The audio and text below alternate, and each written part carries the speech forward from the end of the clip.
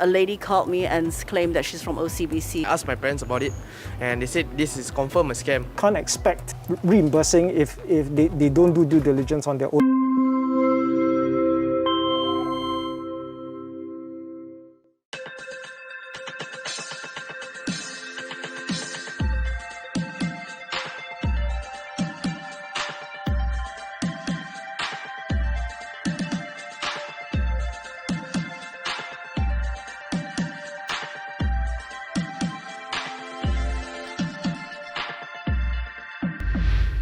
In this episode of SG Now, we bring you reactions to the recent OCBC scam debacle.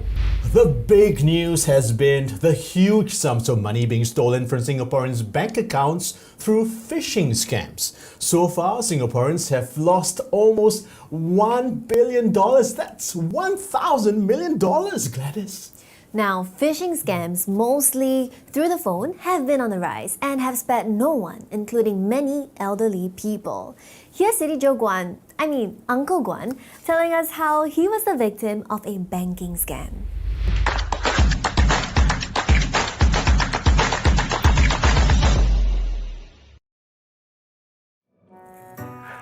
Last week, uncle here very hip and trendy leh.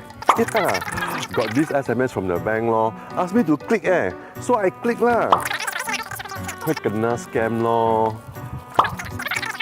All my savings leh, $8.80 heart very pain lah.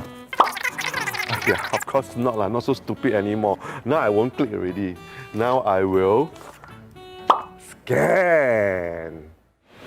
Phishing phone scams have been on the rise lately, and sadly, many Singaporeans have fallen prey to it. Now, what are the rest of Singaporeans doing to prevent themselves from falling into such scams? Well, it's time to find out. Join me, City Joe Guan, together with my other City Joes as we go fish some answers out. So, were you scammed recently? I am not sure, but I got a call. A lady called me and claimed that she's from OCBC, that she noticed this, my account is dormant, like I've not been withdrawing, and whether I would be able to provide my passport number. I went into OCBC and I presented my passport and I told them the story. She said that OCBC will not make this kind of calls. So basically, the scam company called me and then asked me whether I'm in need of money. I thought it was the best way to Make some fast money lah. Yes, correct. So after that, I was close to doing it, but I asked my parents about it, and they said this is confirmed a scam. I received like a German message saying, you didn't pay your insurance. And then I looked at the number and there was no number. And then I was like, why is it in German though? Because usually I would receive in another language like French. And so I was like, this is suspicious, and I just blocked it. I also hear that, the banks will also be paying, for the scams, that people had got into and the money lost. Do you think the banks, is it out of goodwill that they're doing it? And do you think that they will do it? I think it was a very, very welcome news because I do believe that the money loss caused a lot of devastation for a lot of people. Mm-hmm. So I'm glad they're doing it, but I think everyone needs to understand it's just one time. In this case, there were so many instances where we hear from, recounts of those affected that the bank's response was too slow. Even after going to the bank counter to inform the bank of such thing happening where someone is, open your commas, stealing money from my bank account, I personally feel that it's a bank's back-end issue and delay.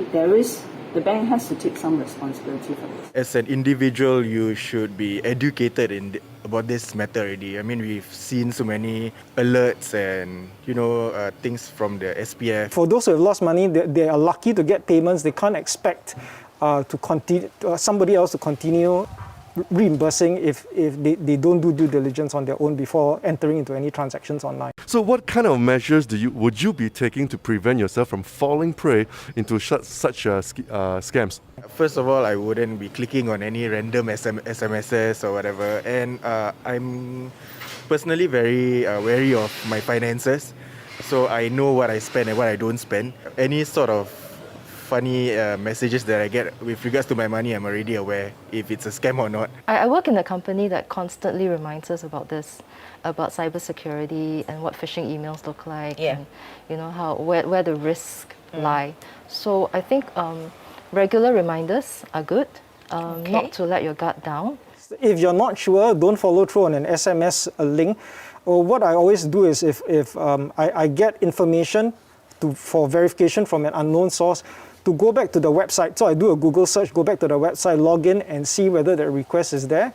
Or if you're not sure, just contact the bank for verification before you follow through on the link. Bluff you one lah. No, I won't click and I also won't scan lah. What, scan for shopping voucher? I think I'm so stupid, man. Looks like a lot of Singaporeans also won't fall for it anymore. Very good. Stay that way. This is Uncle Guan signing off for Singapore One. That's right, Singapore. Stay that way and don't fall for it. Look out for the common ploys of these crooks. There are telltale signs for you to be wary of. And that's it for this episode. Please remember to like, share, comment, and subscribe. See you next time on SG Now. Thanks for joining us. Bye. Bye.